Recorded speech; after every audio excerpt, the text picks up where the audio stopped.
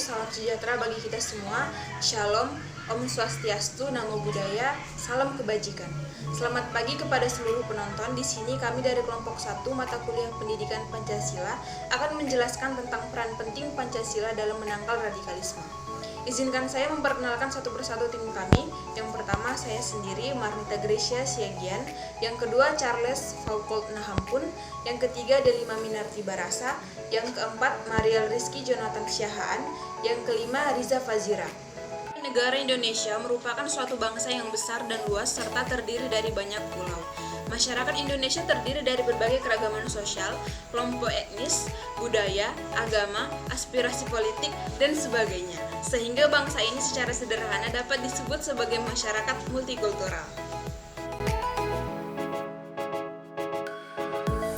Ini sudah 76 tahun merdeka, namun rasanya keutuhan kemerdekaan itu masih belum sepenuhnya dirasakan bangsa ini.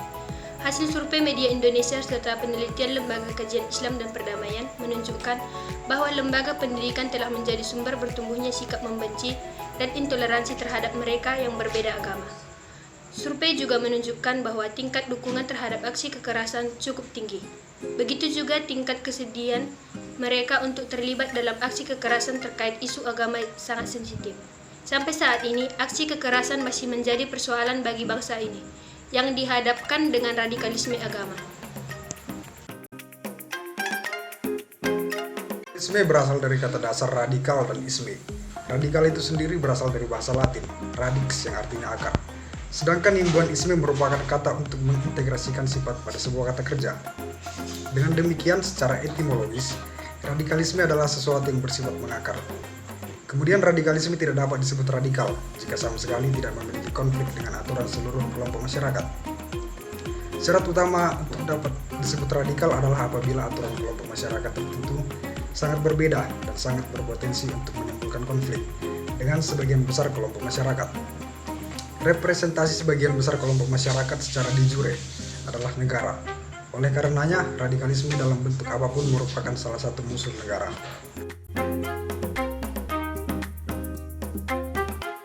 Bentuk radikalisme yang biasanya terjadi dalam kehidupan bernegara. 1. Membuat atau mengadopsi ideologi yang bertentangan dengan ideologi negara.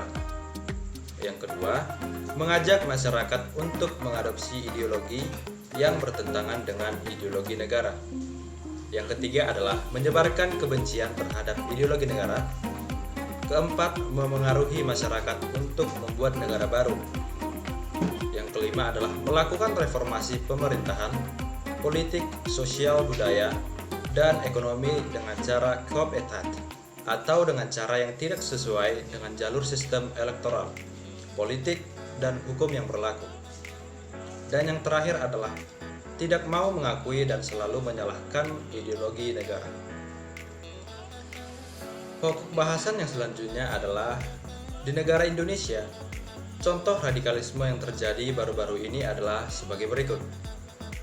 Yang pertama adalah pengeboman gereja katedral di Makassar oleh oknum tertentu pada tanggal 28 Maret 2021. Baru saja terjadi. Melansir dari kompas.com, Pastor Wilhelmus menyebutkan 2 orang pelaku pengeboman datang mendekat ke pintu masuk gereja dengan mengendarai sepeda motor. Ledakan cukup besar terekam CCTV yang ada sekitar lokasi. Akibat kejadian itu, 2 orang yang diduga pelaku dilaporkan tewas, serta 20 orang lainnya mengalami luka akibat ledakan bom. Contoh kasus radikalisme yang kedua adalah baru-baru ini terjadi tentang permasalahan radikalisme yang ada di Papua, yang mana pelakunya adalah oknum KKB OPM. Dan ini terjadi akibat dari pemberontakan terhadap pemerintah yang disebabkan oleh beberapa faktor.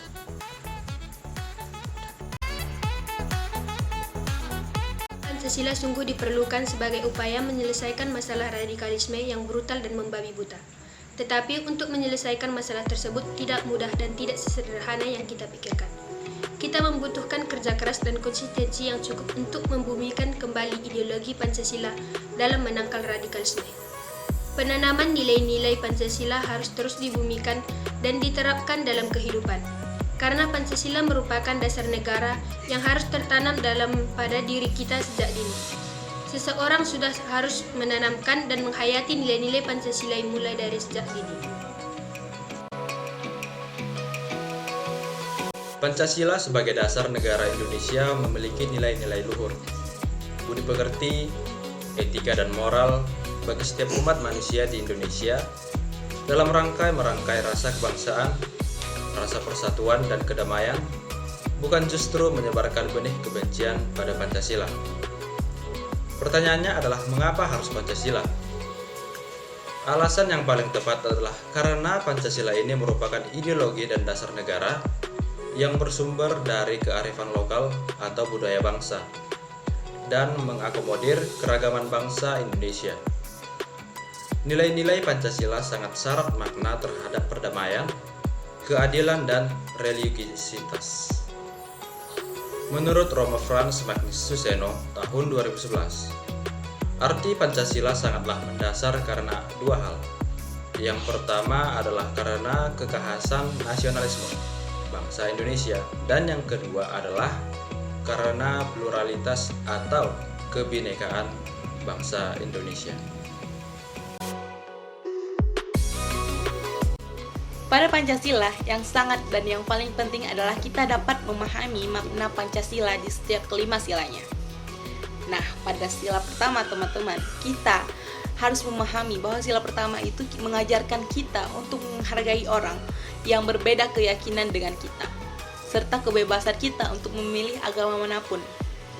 Di mana ini sangat cocok diterapkan di Indonesia karena Indonesia memiliki masyarakat yang berbeda-beda agama. Pada sila kedua, kita diajarkan untuk memuliakan manusia.